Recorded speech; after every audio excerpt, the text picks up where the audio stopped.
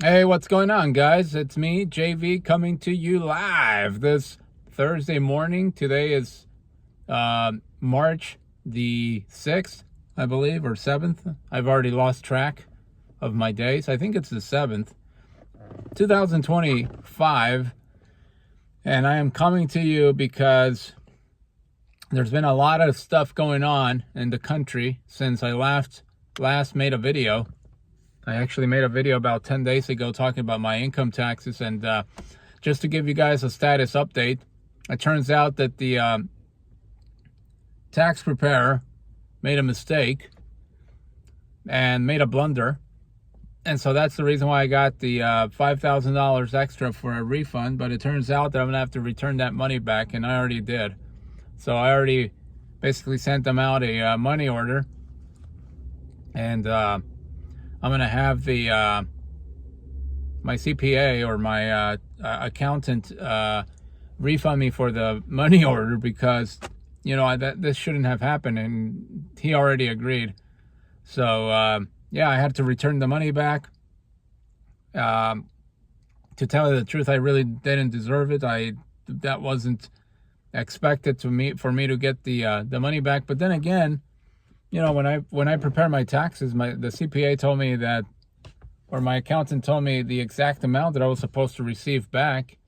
So he did his job in that regard. So maybe the IRS is the one who made the mistake, but in any event, I did return the money back. Anyway, I just wanted to talk about the complete meltdown of the economy that's taking place right now. That was reported this morning by the Department of Labor and Statistics that the economy actually contracted for the first time, or employers for the first time since February of 2009 saw a reduction of job growth, of job creation. They basically slash jobs instead of creating creating the jobs, and it hadn't happened since 2009, and now economic forecasters are predicting that we're very, very close to getting into a recession.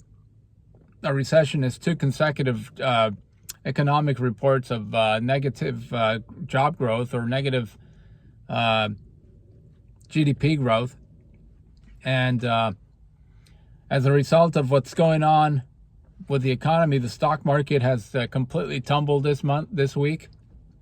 Right now, the last time I checked, it was down. The NASDAQ, or the New York Stock Exchange, was down 414 points. And it's all because the man who said he was going to magically make the economy the most incredible booming economy in the history of the human race on day one. Remember, he said he was going to get rid of inflation on day one, that he was going to lower gas prices, that he was going to lower food prices on day one. Well, turns out that everything has completely backfired, and then the opposite is occurring. So you can expect to see prices continue to rise. As I mentioned, gas prices are rising, have risen really on average of about 15 cents in the last couple of weeks. Egg prices have already risen by about $5 on average at places like Costco. And it's all because this petulant moron who's in the White House, who can't make up his mind, decided that it was a good idea to put tariffs on products that are coming from other countries like Canada and Mexico and China. And so now we're facing the brunt of it. Hasn't even really reached its peaking point. It just began, and we're already seeing prices that are being jacked up. And now, to make matters more laughable and more comical, it was reported this morning that he has backpedaled on his tariffs on Mexico, that he's not going to go with the tariffs anymore. I have no idea why he changed his mind, but apparently he's not going to implement any tariffs in Mexico. And of course, yesterday, I believe it was, he decided to put a freeze for a month on tariffs that have to do with automobile or on the in the auto industry. Apparently, the automobile manufacturers like Ford and GM